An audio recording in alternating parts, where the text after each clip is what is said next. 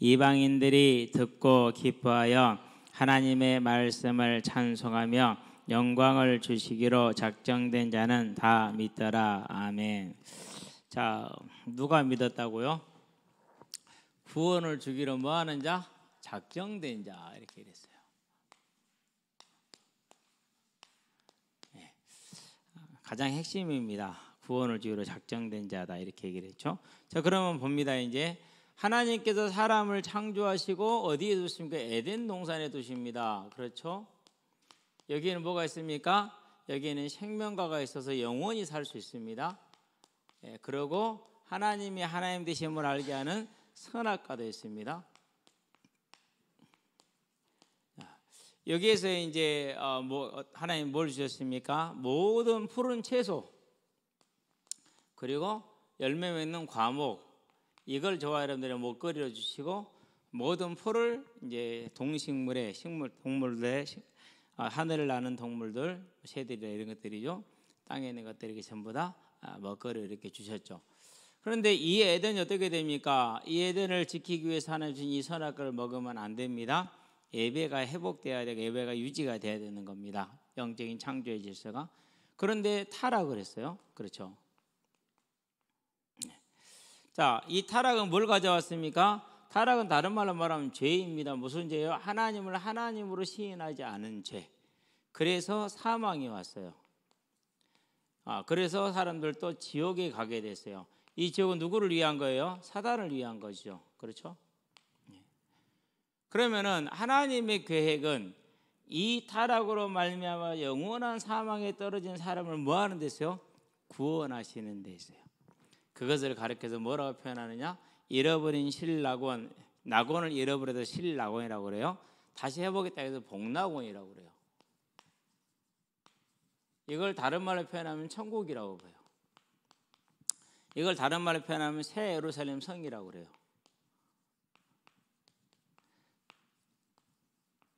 자, 그러면은 봐봐요. 이 셋을 하나로 같은 것을 지칭합니다. 그럼 이걸 뭘 뜻합니까? 이것은 저와 여러분들 그 교회를 뜻해요.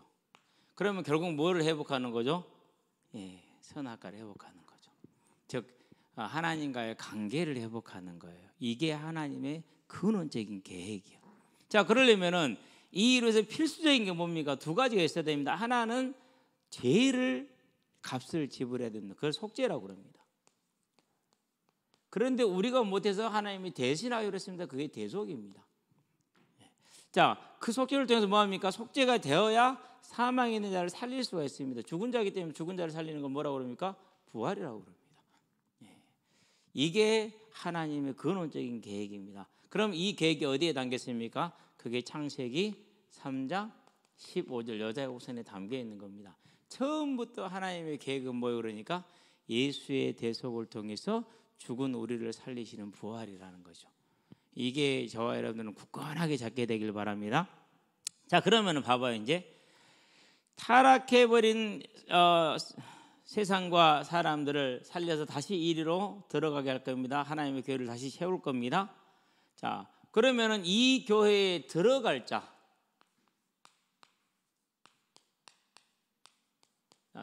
이렇게 쓰면 일단 너무 패가 보이니까 좀 표를 감춰놓고 얘기를 합시다. 그러면은 이 하나님의 새롭게 만드실 교회에 들어갈 자이죠. 이 들어갈 자를 누가 결정을 하죠?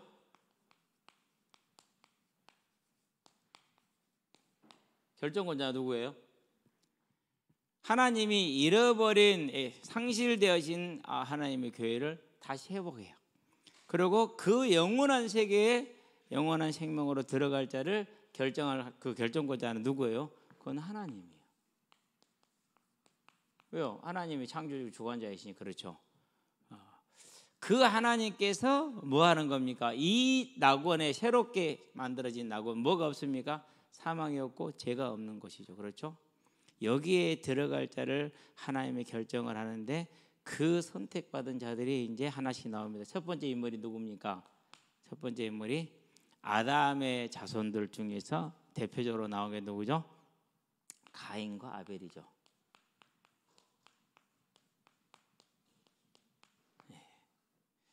분명히 성경은 가인은 제사를 실패했고 아벨은 성공했다고 얘기를 해요.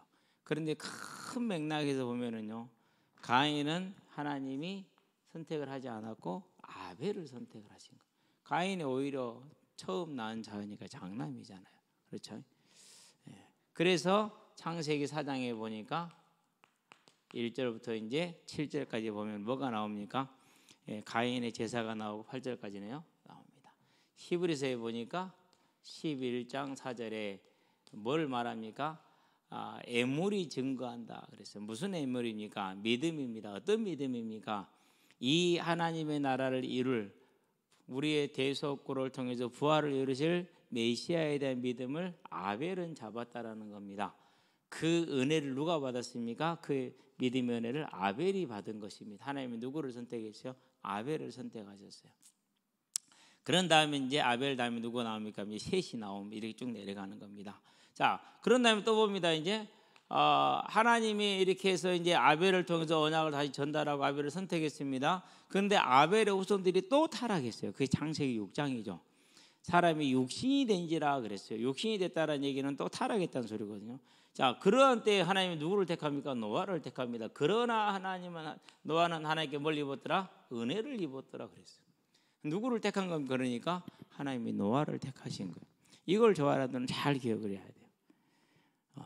하나님이 이루실 그 낙원에 복낙원에 들어갈 자를 선택을 하시는데 그 선택받은 자가 노아 시대에는 노아였다라는 것이죠. 노아를 선택하셨어요. 자, 그런 다음에 이제 어떻게 됩니까? 이제 쭉 지나가 가지고 이제 갑니다. 누구를 선택합니까? 이제 에서와 야곱은 뒤에 다시 얘기를 하고요. 넘어가도록 하겠고요. 그런 다음에 누구를 보냐면은 저와 여러분들이 바로 넘어가 볼 거예요. 이제 예수님이 12제자를 택했습니다. 그래가지고 12제자에게 묻습니다. 뭐라고 묻습니까? 사람들이 나를 누구라 하느냐? 그러니까 사람들이 더러는 에레미야, 더러는 엘리야, 더러는 선지자 중에 하나라 하나에 이렇게 대답을 합니다. 에레미야나 엘리야는 이스라엘 백성들에게 대단히 영향력이 있는 사람입니다. 그래서 엘리사는 능력을 대표하는 사람이고요. 에레미야는 뭡니까? 이제 이스라엘이 포로로 끌려가기 전에 유다가 망하기 전에 또 이스라엘이 망하기 전에 이스라엘 유다에서 눈물로 기도했던 선지자입니다. 그러니까 이제 그렇게 대답을 하거든요. 그렇게 예수님 다시 묻습니다. 그러면 너희는 나를 누구라 하느냐 이렇게 묻습니다. 그럴 때 시몬 베드로가 대답합니다. 주는 그리스도이시오 살아계신 하나님의 아들이라고 그럽니다. 그러니까 뭐라고 그럽니까? 시온의 반은 네가 보겠다. 이를 너에게 알게 한 이는 누구라고요? 마태복음 16장에 보니까 15절에서 17절이죠. 혈육이 아니라 하늘에 계신 내 아버지시니라 그랬어요. 뭘 받았다는 겁니까? 선택을 받은 걸 말합니다. 아니 사람이 아는 게 아니래. 그건 하나님이 알게 하신 것이래. 자, 그러면서 또 얘기를 합니다. 어떻게 얘기를 하십니까? 이제 요한복음이죠.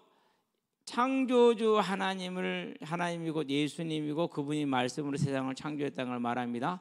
그래서 그 말씀으로 세상을 창조하신 분이 자기 땅에 왔습니다. 11절입니다. 자기 땅에 왔는데 백성들이 영접을 하지 않았습니다. 그런데 영접하는 자는 구원을 얻는데 그 영접하는 누구라고요? 혈통으로나 육정으로나 사람의 뜻으로 나지 않냐고. 누구로부터? 하나님으로부터 난 자다. 그러니까 하나님이 예비한 천국에 들을 자는 누구로부터 나는 거예요? 하나님으로부터. 요한복음 1장 11절에서 13절. 저와 여러분들이 이보다 더 귀한 복이 없는 이 복을 잘 기억하시게 되길 바랍니다. 하나님으로부터 난 자들이라고 그랬어요. 자, 이렇게 해서 하나님께 난 제자들이 선택을 받는데 또 다시 부릅니다. 15절입니다. 16절에 뭐라고 말합니까? 너희가 나를 택한 것이 아니라 내가 너희를 뭐 했다 그럽니까? 택하여 세웠다라고 예수님이 말씀하십니다. 그러니까 하나님이 구원 줄 자, 곧 낙원에 들어갈 자를 택하시는 겁니다.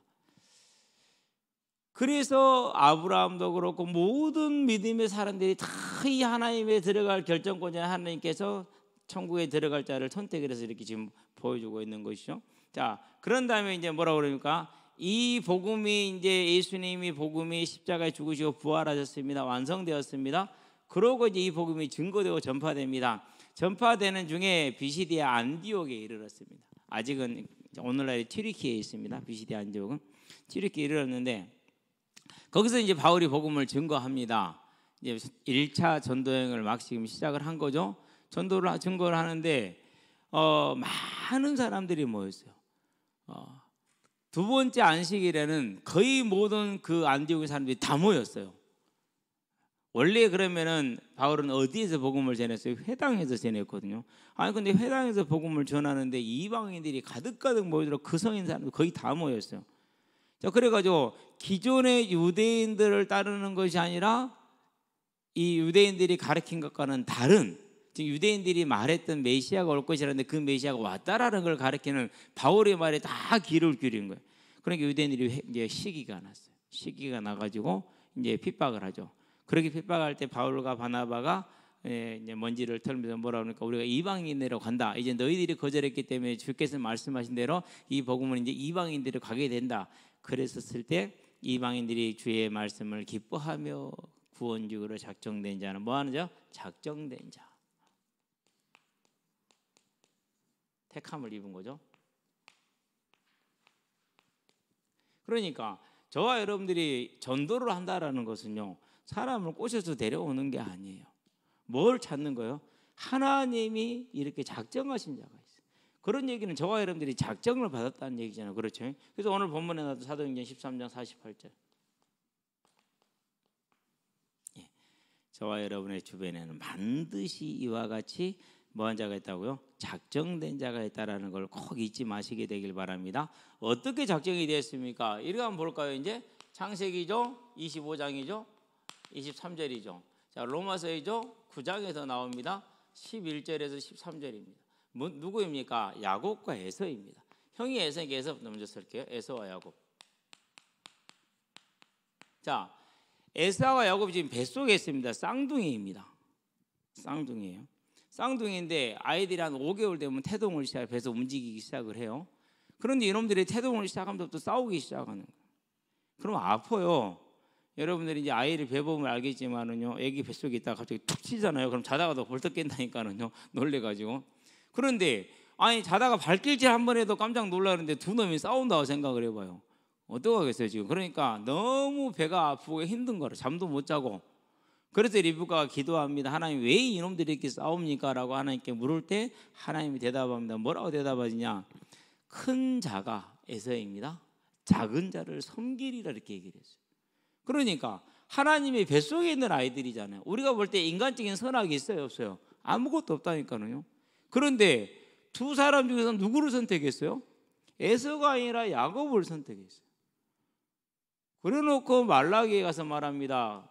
1장이죠. 사람들이 이스라엘 사람들이 말하는 아니 하나님 우리를 뭐 언제 사랑했냐고. 사랑해서 우리가 이렇게 이 지경이 됐겠냐고. 지금 이제 뭐 아수르나 바벨론에 이렇게 핍박을 받으니까 그렇게 이제 시비를 겁니다.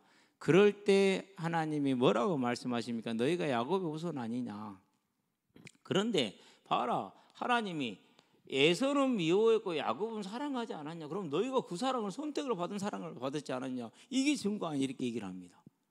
이것을 로마서 9장에서 말합니다. 아직 두 사람이 아무것도 안 했을 때 뭐라고 적어놨습니까? 하나님의 택하심이 행위로 말미암지 않고 부르시는 하나님으로 말미암은 것을 보여주기 위해서 내가 야곱은 사랑했고 에서는 미워했다라고 이렇게 기록을 하고 있습니다. 여기서 미워했다라는 건 진짜로 미워한 게 아니라 선택의 은혜를 안 주시고 내버려 두는 겁니다. 지성질대로 제약된 그 성품대로 살도록 놔두는 겁니다. 방기하고 버려두는 걸 말합니다. 그걸 미워했다고 말하는 겁니다. 그런데 저와 여러분들은 그런 제약된 삶을 살 수 없도록 하나님이 두들겨 펴가지고 억지로 끌어다 이 자리에 지금 앉혀놓은 것 아닙니까? 그렇죠? 맞잖아요. 우리가 뭐 순작하게 왔습니까? 아니잖아요. 여기 맞고 저기 맞고 그러면서 왔지. 그러니까 아무것도 두 사람은 한 적이 없어요. 아직 뱃속에 있어. 태어나지도 않았어. 그런데 에서는 버렸고 야곱은 선택을 했어. 그게 뭐예요? 작정됐다, 택함을 받았다라는 겁니다. 그러면은 이제 저와 여러분들이 첫 번째 주에 우리가 만날 때 뭘 얘기를 했습니까? 자, 정리가 됐죠. 제일 위에 표를 한번 보면 1주차에 뭐 했습니까? 우리가 이제 나의 철로 역정에서 받은 전도자의 소명 바울을 가지고 얘기를 했죠. 두 번째 주는 뭐였습니까? 이제 요한복음 1장이었죠. 내 전도의 대상자가 멀리 있다 가까이 있다 가까이 있다라는 것을 얘기를 했죠. 지난주에는 뭘 말했습니까? 우리는 하나님의 택한 받은 군사라는 얘기를 했죠. 그러면은 이제 군사로서 저와 여러분들이 해야 될, 반드시 해야 될 일 안 하면 안 되잖아요. 지금 이제 앞으로 이렇게 우크라이나하고 러시아가 지금 싸우고 있죠. 그리고 이제 이스라엘과 하마스가 이제 전쟁에 붙었어요. 이렇게 됐단 말이에요. 거기는 자치지구라고 그러잖아요. 이렇게 이스라엘이 강제로 병합한 땅이에요. 그래놓고 너희들이 자치해라라고 딱 따로 이렇게 구역을 정해 놓은 거예요. 아예 그냥 전체 정벽을, 바다를 빼놓고는 전체 장벽을 이렇게 그냥 6m 높이로 딱 쌓아서 장벽을 쳐버렸어. 가둬놓은 거. 그러니까 세상에서 제일 큰 감옥, 한 240만 명이 사는 최고의 인구 밀도를 자랑하는, 실업률이 50%. 그러니까 아기를 더 많이 낳아. 할 일이 없으니까. 그래가지고 난리도 아니죠 지금. 참 안타깝습니다. 모두에게 안타깝습니다. 근데요, 서로 하도 앙숙이 됐고 그게 몇천 년을 쌓아왔기 때문에, 이 몇천 년을 지금 진행돼 왔기 때문에요, 서로가 사람을 사람으로 안 봅니다. 아주 그냥 가장 잔인한 방법들을 택하는 것이죠. 그게 뭐예요? 그러면서 이제 전쟁을 하는데요, 이스라엘 당국이 큰 실패를 했어요. 분명히 침공이 시작됐을 때 즉각 대응하라고 했는데 우리 세월호처럼 대응을 했어요. 어떻게 했어요? 기다리라, 이렇게 한 거예요. 그래가지고 각 지역별로 전부 다 민방위가 있어요. 무기가 다 있단 말이에요. 싸울 수 있단 말이에요. 그러니까 기다리란 말에 싸움을 안고 기다렸던 거예요. 근데 한 지역에서는 여성이 이제 경찰관인데 안 된다, 싸워야 된다. 바로 본인이 명령을 무시하고 이렇게 무기를 나눠주고, 그리고 길목에서 미리서 기다린 거예요. 기다리고 있으니까 바로 팔레스타인 대원들이 오잖아요. 그래서 기다리고 있는 사람 어떻게 이깁니까? 기습이 큰 건데 오는데 이제 해가지고 대원들이, 팔레스타인 대원 20명을 사살하고 마을을 지켜냈어요. 그래가지고 영웅담으로 만들어내더라고요. 왜요? 이제 큰 최고의 타격을 받았잖아요. 이제까지. 그것도 제일 약한 단체에게. 근데 이번 전쟁은 이스라엘이 좀 어려울 것 같아요. 왜 어려울 것 같냐면요, 예측이 아니에요. 어제 말씀을, 예사야서를 정리하다 보니까 그런 구절을 봤어요. 꼭 강하다고 전쟁에 이기는 건 아니다라고 얘기를 하더라고요. 그래서 뭔가 살짝 불안한 느낌이야. 왜 이 시간표에 내가 이 구절을 보게 됐을까라는 생각이 드는데요. 하여튼간에 이제 뭐 양측의 이제 최대한의 전쟁이 이제 벌어지고 있죠. 그러면서 이제 눈에 보이는 대로 죽이고, 지금 4,000톤의 폭탄이 떨어졌다고 그래요. 6,000발, 4,000톤. 폭탄이 하나 떨어지면은요, 우리 사랑병 같은 것보다 훨씬 큰 건물이 그냥 그대로 주저앉아 버리더라고. 얼마나 강력한지 그게. 그러니까 뭐 이렇게 아파트 같은 거 단지들 있잖아요. 그게 한동안 그냥 그대로 주저앉는 거예요. 그러니까 그것도 뭐 미사일 같은 게 아니라 전투기가 정밀하게 딱 보고 때려버리니까, 지정해놓고 때리니까 뭐 방법이 없죠. 뭐 과자지가 얼마가 되지도 않은 거 자기들이 다 가지고 있으니까. 그게 군사예요. 저와 여러분 하나님의 군사로 부름받은 자들이에요. 그래서 뭐 하면 됩니까? 하나님이 구원주기로 작정하셔서 복락원에 드리기로 하신 하나님의 백성들을 우리는 찾아내라는 하나님의 뭘 받은 자들이요? 사명을 받은 자들이, 사명을. 그래서 저와 여러분들은요, 이 하나님의 부르심을, 그걸 사명이라고 해요. 이 사명에 저와 여러분들이 마음을 담으시게 되길 바랍니다. 그게 이제 뭡니까? 거기에 마음을 먼저 담는 것을, 그의 나라와 그의 의를 먼저 구한다, 이렇게 얘기하는 거예요. 그렇게 했거든요. 그랬더니 하나님이 뭐 하시겠다고요? 저와 여러분 뭘 책임집니까? 삶을 책임을 져. 이게 비밀이에요. 그러니까. 근데 보통 우리가 일상적인 모든 사람은 그래요. 내 삶을 내가 처리하고 남은 여력으로 하나님을 섬겨요. 그게 실패예요. 그래서 교회를 10년을 다니고 20년을 다녀도 하나님이 함께 하시는 증거는 안 보고 내 힘으로 하는 것만 남아요. 여러분과 저는요, 그런 골대 앞에서 항의조가 되지 말고, 골대 앞에 항의조가 뭐예요? 그냥 골대로 차면 들어갈 걸 왜 하늘로 날리냐고요. 그거 들어갔으면 월드컵 역사가 달라졌다니까, 지난번에 월드컵 역사가. 그래서 지금도 대명사예요. 골대 앞에서 날리는, 네가 항의조냐? 대명사. 골대 앞에서 날리면 항의조 대명사예요. 근데 그 항의조가 교회에 정말 많다니까는요. 언제나 우리는 내 삶을 처리하고 남은 여력으로 하나님의 나라를 일을 하려고 그래요. 그게 썩는 거고 그게 지는 거예요. 한번 해보세요. 특히 여기 있는 학생들, 청년들은 지금 해야 돼요. 저처럼 청년회 때 다 그걸 끝내야 돼요. 결혼해갖고는 힘들다니까요. 결혼해갖고는 청년의 때 저는 그래서 감사했어요. 많은 고난의 시간표에 있었지만은 이 모든 것들이 하나님이 말씀대로 나를 훈련시키는 훈련 과정임을 알았기 때문에, 그래서 언제나 이 내 삶보다 뭘 우선시했냐? 하나님의 나라를 항상 우선시했어요. 그래서 제가 항상 얘기하잖아요. 친구들 언제 결혼하는지 모르고 조카들 언제 결혼하는지도 모른다고. 진짜 아무것도 몰라요. 보니까 다 결혼했고 다 애기들 와서 키우고 있더라고요. 그러면 지금 다 모르게 됐냐? 아니요.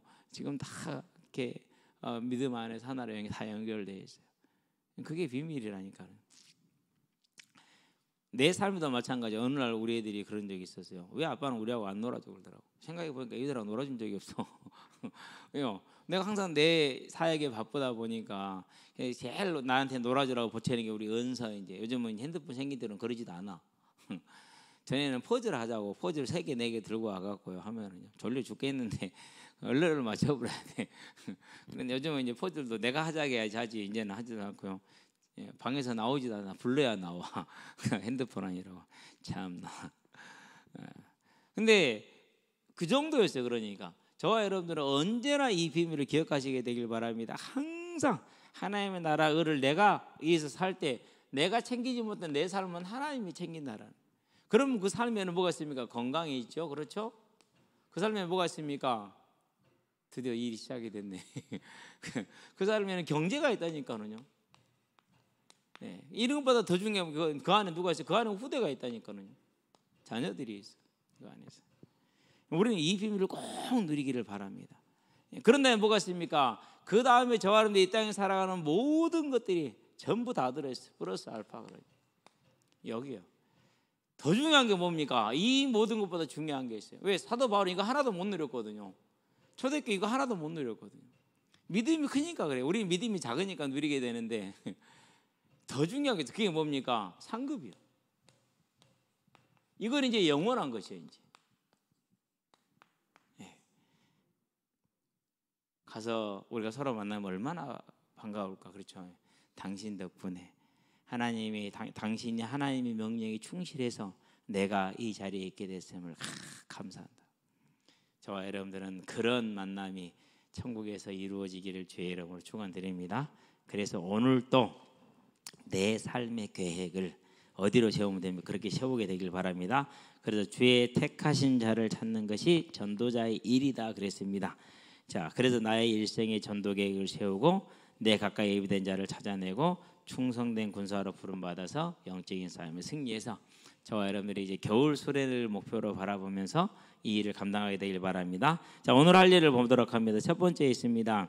내 삶의 주변에 있는 이가 예비된 사람일 수 있습니다. 두 번째 시간에 얘기했던 것이죠. 확인해 봐야겠죠. 여러분 꼭 확인하고 기도하시게 되길 바랍니다.